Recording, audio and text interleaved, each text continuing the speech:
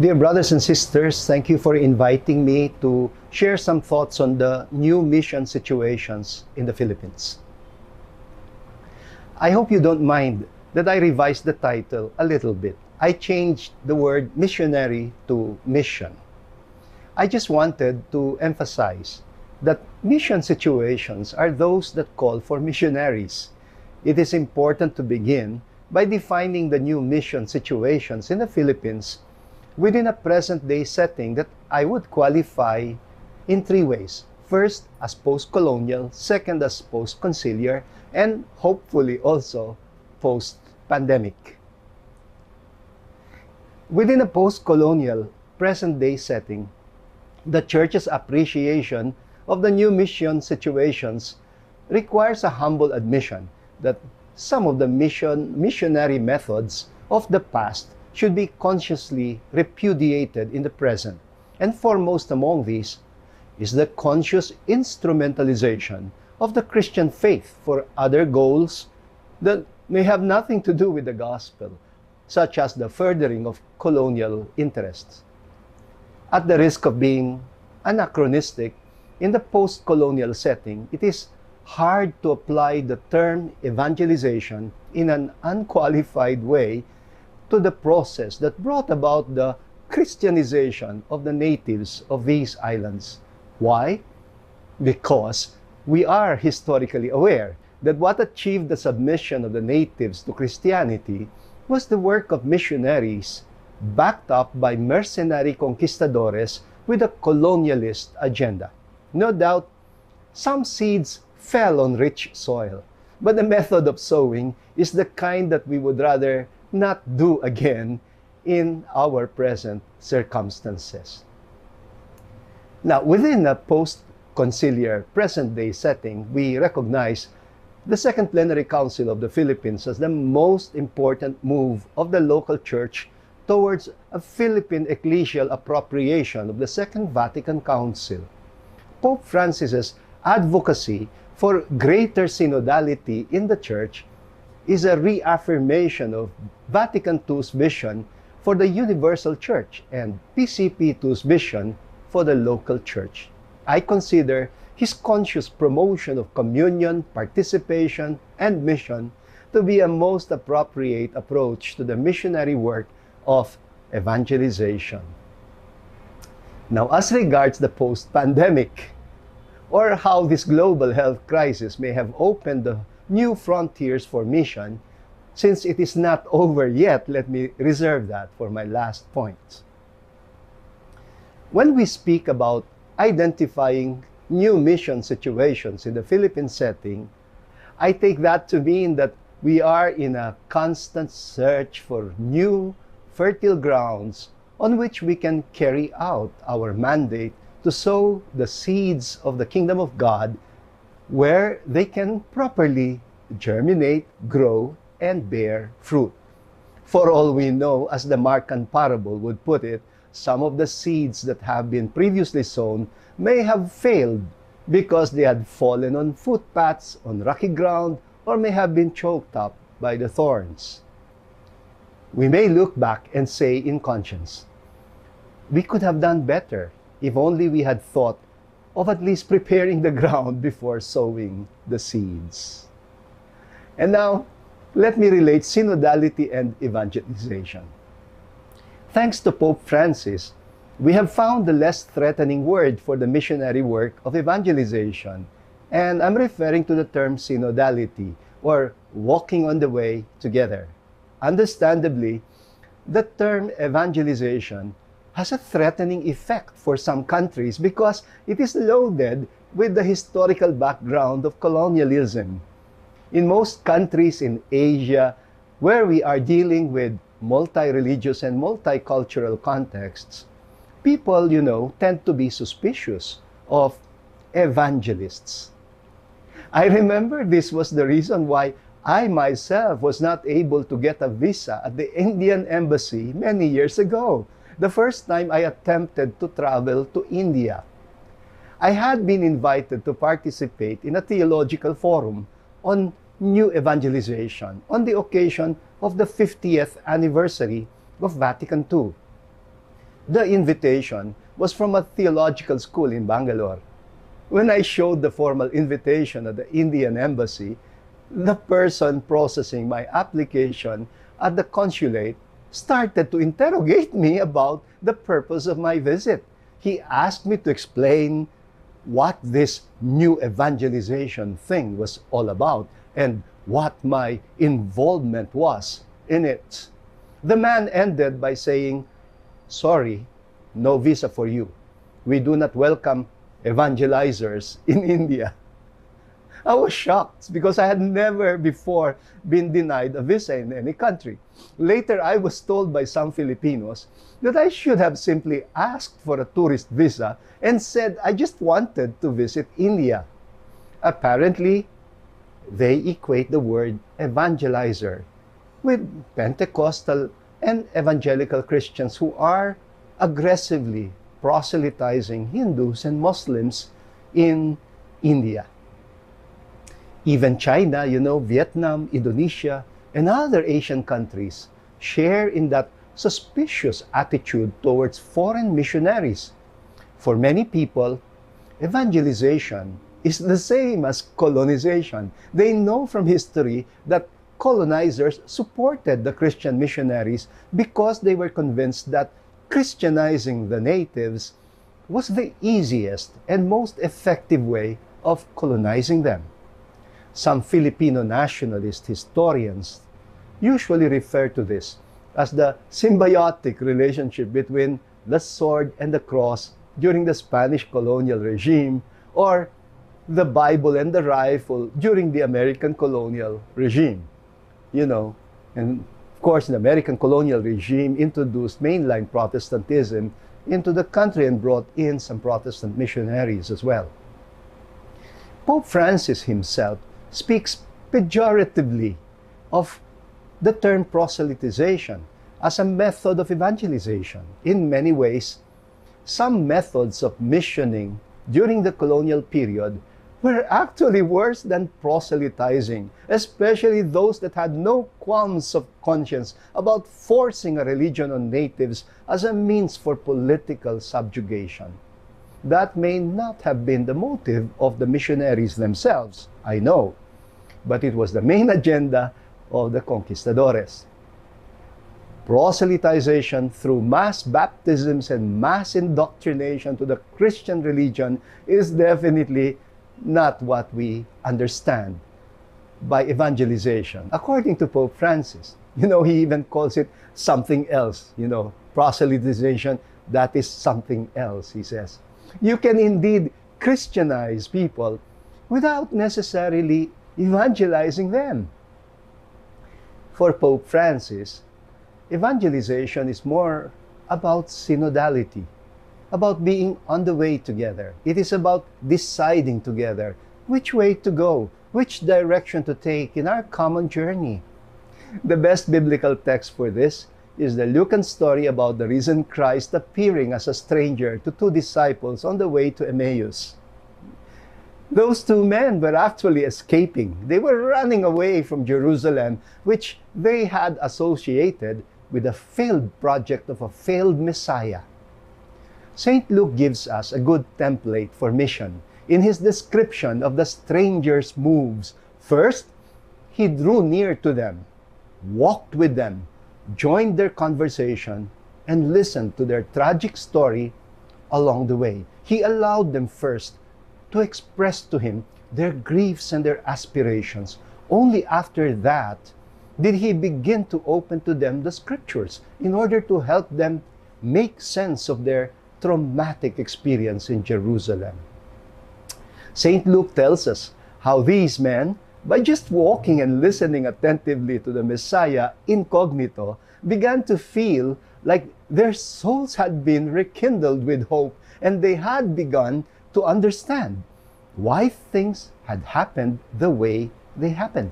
He also narrates how this newfound friend on the way, whom they wanted to host, was the one who ended up playing the host for them and breaking the first morsel of bread for them. It was supposedly a gesture that finally opened their eyes and allowed them to recognize him through the breaking of the bread. First, he entered into communion with them, and then he vanished from their sight. This is the text that best describes to us Jesus' own pedagogy for mission. There is nothing triumphalistic about it. He simply draws near, walks with, and enters into a conversation with fellow travelers on the way. You know, this reminds me very much of the experience of pilgrims who meet each other along the Camino de Compostela in Spain and spontaneously develop a friendship that deepens into a kind of spiritual bond that enables them to find some light as they travel on the way, searching their hearts for their life's true destination. The stranger who turns out to be the risen Lord eventually disappears after rerouting their journey. By walking with them on the way, that's synodality, he brings about communion, participation, and mission. For Pope Francis, that is essentially what evangelization must be about. It is about synodality. Jesus coming into our lives as a stranger who walks with us on the way. Now let me proceed to the main objective of this session, which is to articulate what I consider to be the new mission situations in the Philippines, summed up in 7 points. Some of them are not necessarily new as such, but they are situations that might require some novelty in our mission approaches. First, reorienting traditional parishes towards mission to the peripheries. Second, basic ecclesial communities and the mission to build basic human communities. Third, preparing Catholic OFWs for mission abroad. Fourth, shifting missionary paradigms from enculturation to intercultural dialogue. Fifth, new ministries for new mission situations. Sixth, lay participation in the Church's mission as agents of renewal in society. And finally, seventh, how the pandemic opened the cyberspace and the digital world as a new mission situation. Let me begin with number 1, reorienting traditional parishes towards mission to the peripheries.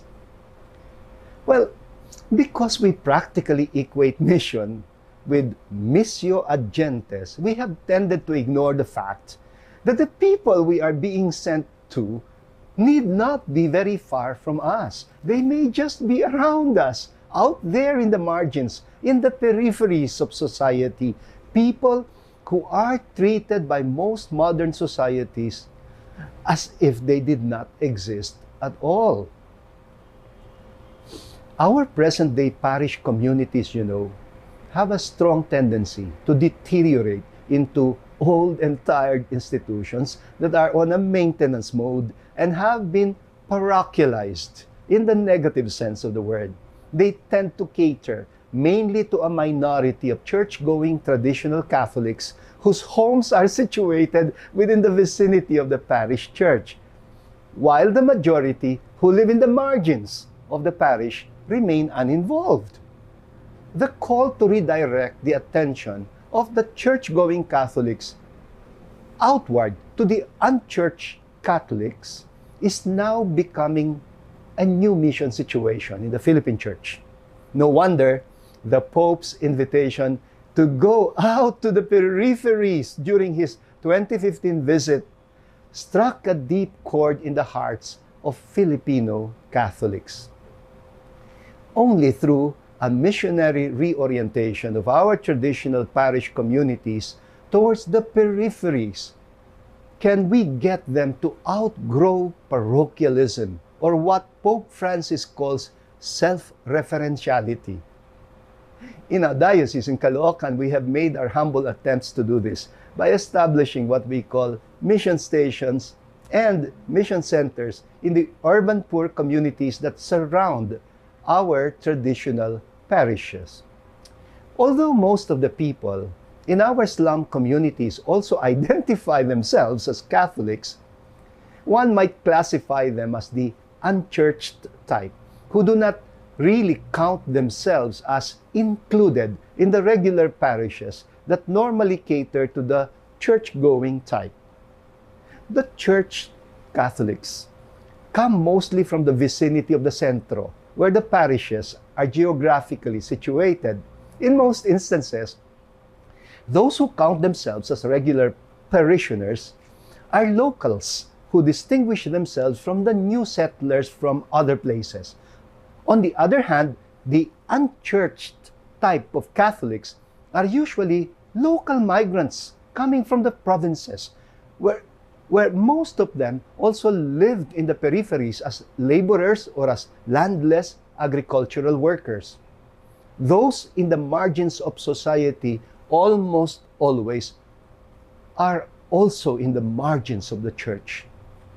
This, despite PCP2's goal of growing into a church of the poor.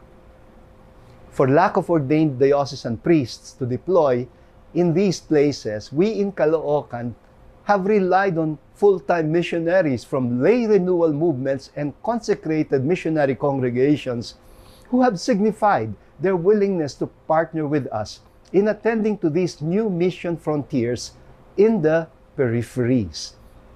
Since the priority is not immediately to build parishes but basic ecclesial communities, in many instances, full-time lay and religious missionaries are more equipped in laying the foundations for community building because they are not so preoccupied yet with the typical parochial duties of parish priests. Nevertheless, these mission stations remain connected to their mother parishes and are able to impact the parish community positively towards redirecting their attention outwardly to the peripheries.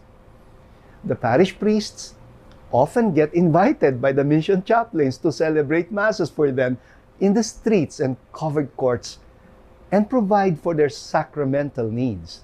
They are also able to bring along lay volunteers from the centro engaged in parish ministries to work on forming new volunteers for these mission stations for traditional church ministries like liturgical ministries, formation ministries, and social action ministries. And in this way, the traditional parishes are gradually reoriented to the peripheries and get to participate in mission. This reorientation has also been very effective in counteracting the disease of clericalism that causes the stunting of the laity in the traditional parishes in terms of communion, participation, and mission. It is important to note that it is usually the priests who are already oriented towards a more participatory church who would tend to go beyond delegating merely consultative roles and functions to the traditional councils like PPC, Parish Pastoral Council, Parish Finance Council, Chapel Pastoral Council. Have you noticed? They're all councils. They are the ones who would be more open to sharing some executive roles or functions to the laity.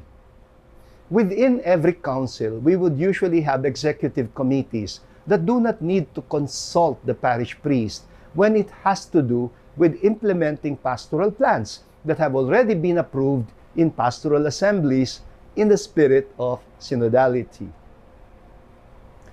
In most other clericalized parishes, these councils usually cannot even hold meetings without the parish priest around. They tend to function in the mode of the pre-Vatican II mandated organizations that will do only what they are mandated to do by the clerics. But in parishes where councils are already oriented towards PCP2's goal of renewed integral evangelization, the laity usually get more involved in pastoral assemblies, actively participating in the goal setting, in the setting of pastoral objectives, and in the formulation of short-term and long-term pastoral plans, as well as in implementing these plans.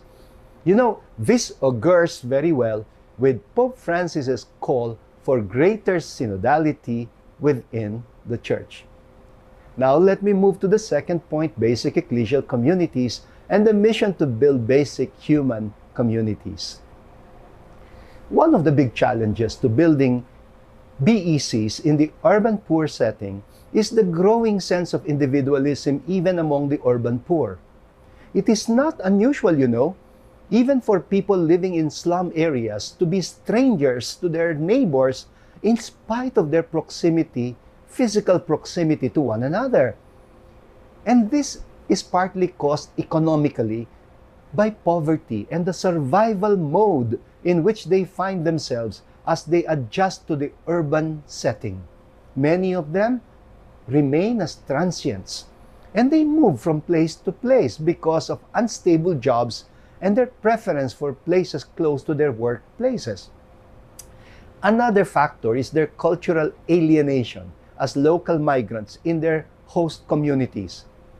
Getting integrated in these new communities often comes as a big challenge for lack of shared ethnicity, lack of shared vernacular languages, or shared cultures, having been uprooted by their life circumstances from their islands or their provinces or their regions of origin. Usually, the only common denominator that could connect them to some of the locals is their shared poverty. The diversity often also includes religious affiliations and degrees of exposure to such religions. The additional challenge for unchurched Catholics living in the peripheries is the fact that they are often surrounded by neighbors who might also not share their traditional Catholic religious worldview, even if they also identify themselves as Catholic. They express their Catholicity basically through popular religious beliefs and practices that are outwardly Catholic, such as their veneration of images of saints on their home altars. In an article I wrote recently on basic ecclesial communities, I pointed out that our BECs are not yet truly ecclesial nor truly Christian if they are able to live and promote a communitarian life only with fellow Catholics. If they are not able to serve as catalysts of change in society, I would expect them to promote what I would call basic human communities, meaning that they do not keep only to themselves like little isolated ghettos that are too assertive of their difference from other Christians or other communities of faith. Otherwise, they will just end up replicating the same parochialism and self-referentiality that is typical of most of our old and tired institutions. They will be more of the same. They will hardly serve as a ferment of renewal in the church. In this regard, the thoughts that Pope Francis has laid out in his recent encyclical Fratelli Tutti can be of great relevance. Please take note, Pope Francis encourages Roman Catholic Christians to promote what he calls solidarity and social friendship. And how best can we participate in this undertaking than by mobilizing precisely those who have been disenfranchised by the antiquated models, those who have been relegated in the margins of society? Who else would be in the best position to take the lead in redesigning better and more humane societies than those who have been excluded by the old system? Let me now move to the third point, preparing Catholic OFWs for mission abroad. To what extent has the local Philippine church grown from a mission-receiving church to a mission-sending church? Although we have also sent countless Filipino religious missionaries in many countries abroad, it is important to recognize that the deployment of millions of Catholic OFWs in many countries abroad has likewise created a new mission situation ad gentes. Pope Francis has referred to them jokingly as smugglers of the faith, or contrabandistas de la fe in Spanish. While missions used to be spearheaded mainly by missionary religious congregations with OFWs We have lay Filipino Catholics who informally assume an accidentally missionary role in the countries in which they find themselves. Their quiet presence and the humble forms of service that they render to their host countries constitute a strong evangelical form of witnessing. Speaking to Filipino migrant Catholics gathered together in Rome to celebrate the 500th year of Christianity, Pope Francis urged the Filipinos, and let me quote directly from him, to persevere in the work of evangelization. He said, "The Christian proclamation that you received needs constantly to be brought to others."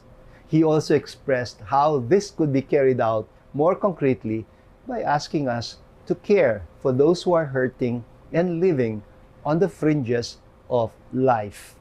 There's your word periphery again.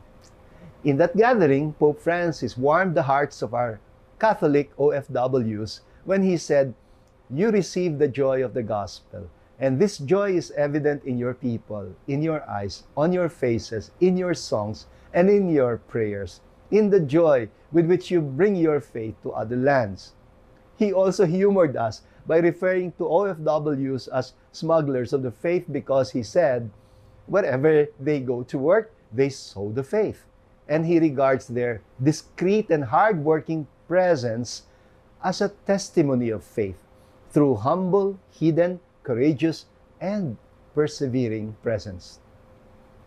Well, this gift of our migrant Filipino Catholics, especially OFWs who are becoming our new missionaries, is at the same time a challenge. It is no doubt a gift because they are now bringing new life to the Catholic faith in the countries where churches have become empty and the faith has grown cold. They also represent the Church of the Poor, since many of them come from the poorer sectors of the Philippine society who have been forced to leave their country in search of decent means of employment for their families. They have also usually brought with them their popular religious practices and devotions like Santo Niño, Nazareno, Simbang Gabi, Pabasa, Peña Francia, Perpetual Help, etc. Well, this call to mission for our OFWs is likewise a challenge, like I said, according to the Pope himself. Because our Catholic OFWs usually come with practically no preparation for this missionary role. One of my wishes, therefore, as a bishop in my own diocese, is to take very seriously the faith formation that is provided by our basic ecclesial communities among the urban poor, since most of the prospective OFWs who will find themselves as accidental missionaries will be coming from among them. Now let me move to the fourth point, shifting missionary paradigms from enculturation to intercultural dialogue. The new missionary situation in a post-colonial and post-conciliar setting has taught us to shift paradigms about the work of evangelization. Before the missionaries can presume to bring God to the people in their mission places, they must endeavor first and foremost to find God among them. The seeds of the gospel can grow only on the fertile soil of basic goodwill. And we don't have a monopoly of that goodwill. From our former efforts to inculturate the faith as though it were coming from a vacuum, now we are spontaneously shifting to new missionary approaches, which we might describe as intercultural dialogue, one that can be mutually enriching for both missionaries and the people they are being sent to. Christianity, as it is presently lived by Filipinos, is partly already a product of a long process of intercultural encounters between the native worldview and the foreign missionaries that introduced the Christian faith to them. Christianity has taken root in the native culture and spirituality and evolved as an altogether unique expression of our own version of the Christian faith. Obviously, as in the parable of the sower, not all the seeds sown bear fruit for the kingdom. The more humane and non-proselytizing approach to evangelization presupposes the willingness to make space for mutual accommodation and for intercultural dialogue. The basic exchange of goodwill becomes the fertile ground for evangelization. The recognition that at the very base, the strangers can be our friends too. That they are as capable as the missionaries are of love, care, and compassion. Mutual accommodation gives one the space to interpret the faith of the other, whether rightly or wrongly, in their own terms. After all, the natives have no other way of interpreting the worldview that their foreign guests bring with them than in their own indigenous worldview and culture. Accommodation makes way for indigenization and hopefully for appropriation. It is a process that is of course fraught with tensions because one or the other may react vehemently to the manner of appropriation as wrong, disrespectful, blasphemous, syncretistic, or perhaps even outright heretical. Isn't this the case with our popular religious practices, including the exaggerated penances through self-flagellation and literal crucifixion carried out as panata? It is these healthy intercultural dialogues that pave the way for the emergence of new forms of mutual accommodation and appropriation. Now I move to the fifth point, new ministries for new mission situations. Part of the dynamics of evangelizing in the new missionary situations is the spontaneous emergence of new ministries as called for by the current pastoral conditions. Parishes that are on maintenance mode will tend to limit ministries only as traditionally defined by clerics for the laity. In a way, it is already a big deal that in the post-conciliar setting, we have become more comfortable with the use of the term ministry also to refer to the forms of service rendered by the laity in the church. Kasi, we used to be more restrictive about ministry. We generally tended to practically equate ministry with ordained ministry, episcopate, presbyterate, and diaconate. At best, we used to tolerate only the term apostolate to refer to the work of lay volunteers within the church. Well, it is not uncommon in parishes to have parish organizational structures where the ministries are clustered into commissions pertaining to the priestly, prophetic, and pastoral ministries commonly identified as liturgical, formation, and social action ministries. These ministries are often like boxes waiting to be filled with the names of lay volunteers. In some instances, lay people find themselves being assigned in ministries they have no charism for, or ministries that have become unnecessary, irrelevant, or even totally inconsequential. I have often addressed our lay volunteers in various ministries and explained to them that genuine ministries in the church originate from charisms bestowed generously by the Holy Spirit to the Christian community through its baptized members. While we recognize the traditional ministries that have been institutionalized in the church, I think it is important to allow the Holy Spirit to constantly breathe new life into the church through new charisms that can take flesh into the new ministries as needed by the Christian community. Meaning that when some ministries are needed and they do not yet exist in the community, we should be able to create them or to discern how to respond proactively to the said needs by allowing the Holy Spirit to lead us in establishing new ministries for the common good. Well, this is made possible only by the community's sensitivity to the longings and aspirations of the community and attentiveness to the promptings of the Spirit.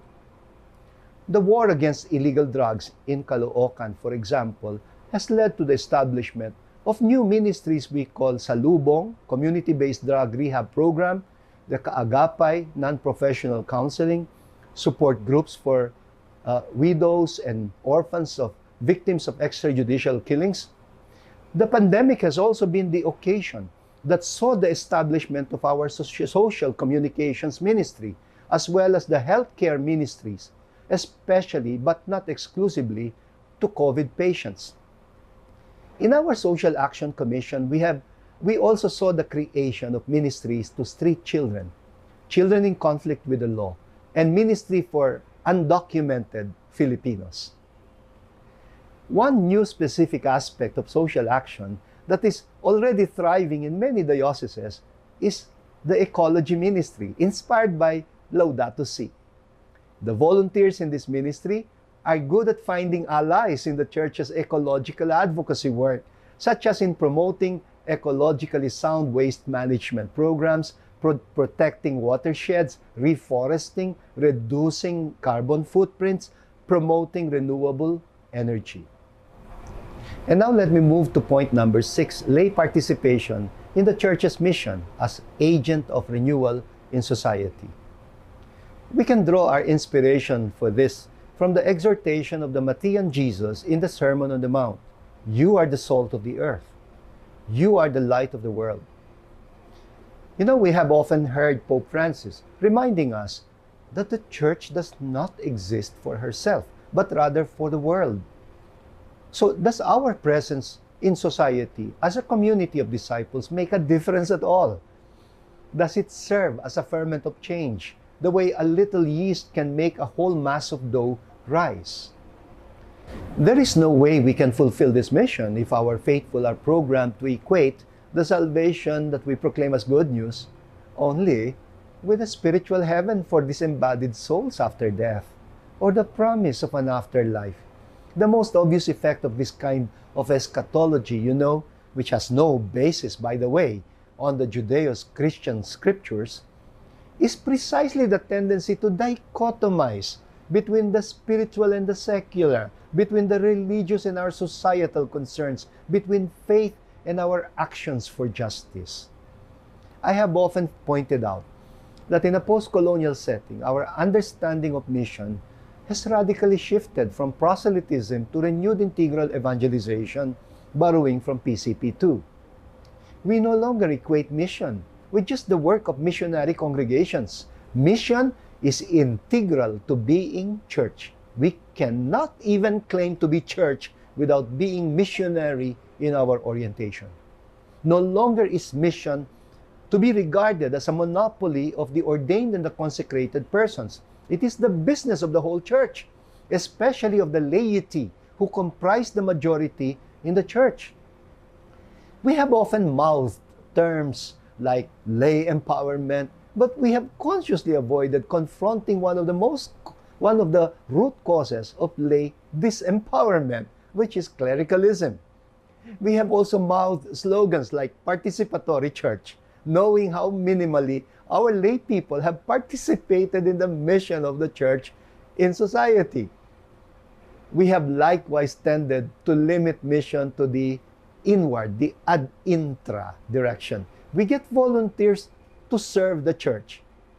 Pope Francis has constantly reminded us, never forget the ad extra dimension of mission, meaning the outward dimension for the laity to serve society as conscious participants in the mission of a servant church, working for the transformation of the world, inspired by the Gospels and the social teachings of the church. Not all our laity have to be involved in churchy ministries, you know. How are we encouraging them to make a difference where they are in the world, like in the realm of politics, science, technology, business and economics, social communications, culture and arts, ecology, etc., etc. I call this a new appreciation of mission that can open up many new mission situations. The key is precisely how to take the formation of the laity in such a way that they are inspired to live out their Christian vocation and mission through their own secular professions. An important aspect of the new missionary situation is the establishment of new renewal movements among the lay people around shared professions lived out as their vocation. making a difference together in society. Surely, there should be a difference in which a Catholic lawyer will practice his or her legal profession in the light of the Gospels and the social teachings of the Church. Well, the same thing goes for doctors, nurses, and other healthcare workers, psychologists, psychiatrists, and other mental health workers, accountants, businessmen, and entrepreneurs, educators, scientists, architects, engineers, laborers, and farmers, etc. Included among these, also, is the call to evangelize politics and to promote new forms of meaningful political engagement following the social teachings of the Church. One of the best expressions of this is the current engagement of the Catholic Church in the Philippines in the formation of circles of collective discernment that lead to consensus building that will guide Catholics to vote according to a properly informed conscience. And I know that there are people who find this a bit threatening. Finally, point number 7, how the pandemic opened the cyberspace and the digital world as a new mission situation. Well, the pandemic came as a threat to our survival as human beings. We realized through this experience how vulnerable we are. We don't even need nuclear weapons or a wayward asteroid to destroy the Earth. One little viral mutation can wipe out millions of people in just a couple of years. Deprived of mass religious gatherings, we continued to celebrate our liturgies on people's behalf while dispensing them of physical attendance during the lockdowns. Diba? Soon, we discovered the possibility of making these celebrations available in the homes of the churchgoers by introducing online live-streamed masses. The online masses now reach not just the regular churchgoers, but the unchurched Catholics as well. I have heard of many unchurched Catholics who found themselves suddenly following even the daily masses online when before they would not even attend Sunday masses. The pandemic has also taught us how to use digital technology properly for our survival. This technology is now both a curse and a blessing to all of us. It is a curse when it is used for scamming, pornography, gambling, disinformation, sowing hatred and lies, instigating global conflicts, and controlling people's minds. But it can also be used as a blessing, as it has facilitated our virtual gatherings like these, the online live streaming of our liturgical gatherings, our social media platforms for a new evangelization. This is now an immense mission situation open to the Church by a health crisis situation, of all things. It is really up to us now how to use technology. It is mind-boggling to think of the millions of people around the world who have discovered the faith or returned to their faith because of the pandemic. Many have been led back to the Mass, to the daily prayers, to Bible reading, to reordering their life's priorities, going back to nature, valuing their families again, rediscovering the importance of faith and spirituality for their mental health and survival. And of course, the need for a spiritually nurturing community to belong to. It is now up to parish communities to make sure that these people will find in their company the spiritual oasis that they are looking for. By way of conclusion, perhaps we should ask, how do new mission situations emerge? Who brings them about? And how do we know that we are responding to them as we should? And the answer to all three questions is just one: the sender, the Lord. Missionaries do not send themselves. And so it is not unusual, as in the case of the prophet Amos in the Old Testament, for the one who claims to have been sent to be challenged with the question, who sent you? You know, Amos, who was from Tekoa in the southern kingdom of Judea, or Judah, tells the priest Amaziah of the northern kingdom of Israel, I was living a quiet life as a sheep breeder and a dresser of sycamore trees, but the Lord sent me to you. In some instances, it may take some time before the missionary realizes that he or she has actually been sent. This is what many of our Catholic OFWs are saying to themselves after getting uprooted from their homes as economic refugees in search of jobs abroad and finding themselves as strangers in foreign countries. By holding on to their faith like a survival kit, by allowing their faith to see in their foreign hosts their own brothers and sisters, their own mothers and fathers, their own children and friends, they give a powerful witness to the one who sent them. This is no different from the experience of the Jews in diaspora, scattered as migrants and refugees in foreign lands. The prophet Isaiah articulates for them their realization about the purpose of their exile. I will make of you a light to the Gentiles, that my salvation may reach the ends of the earth. It was no different either from the experience of the earliest Christian missions. The same Jews in the diaspora communities abroad did not even know how to deal with Gentile converts to Judaism who flocked around their synagogues in order to listen to the wisdom of their sacred scriptures. Since the diaspora Jews treated their faith also as their ethnic identity, they had not yet opened their minds to the mission of serving as light to the Gentiles.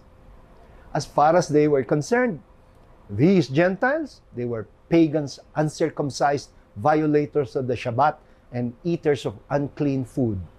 And so, they remained marginalized from the rest of them. Well, it was St. Paul who had the temerity to reach out to these Jewish converts, or converts from the Gentile world, who remained in the peripheries of the synagogue communities and were never accepted by the circumcised Jews, even if these people had fallen in love already with the Torah and had professed faith with Yahweh their God. He removed the barriers that distanced the Jews from the Greeks, the slaves from the free, the men from the women. And in doing this, Paul was just being true to what Isaiah had prophesied much earlier about God wishing to make of them a light to the Gentiles, that they too might benefit from the fullness of life he desired for his covenant people. Paul, was familiar with his scriptures. He knew that what God had promised to Abraham, I will bless you, so that through you all the nations on earth shall be blessed. Meaning they were being blessed in order to be a blessing. They have been gifted in order to give to the world. The covenant was not just theirs to monopolize, but to share to the world. And so Paul dared to welcome them, who had long been disenfranchised, into the earliest Christian communities and shared the gift of baptism even to the so-called uncircumcised. It was not true that the Council of Jerusalem had resolved the conflicts that thereby ensued between the Jewish Christians and the Gentile Christians. Most of the apostles themselves remained adamant about the new things that Paul was bringing into the young church, the assembly of the followers of the way. They tolerated Paul's mission as an apostle to the Gentiles, but they remained aloof about it themselves. So, what eventually brought about the new mission situation for the Jewish Christians? It was the fall of Jerusalem in 70 of the Common Era, following the Roman special military operation in Judea against the Zealot revolt, which led to the full occupation of the homeland by the Gentiles. This is what brought it about. Suddenly, they found themselves as refugees all over again, the Jewish Christians included among them. And where else in the diaspora would the Christians find refuge except among the newly established and predominantly Gentile Christian communities that welcomed them, even if they had earlier been ostracized by them? If there is one thing we must never forget, it is the fact that mission is about being sent. It can never be carried out meaningfully unless it is clear to the ones being sent who is sending them and what they're being sent for. It is the Lord of the harvest who sends more laborers to gather the grains we may not even have sown ourselves. Discerning new mission situations is an endless task for a church that is constantly in mission. This is Bishop Pablo Virgilio David, Bishop of the Diocese of Caloocan. Thank you for your attention.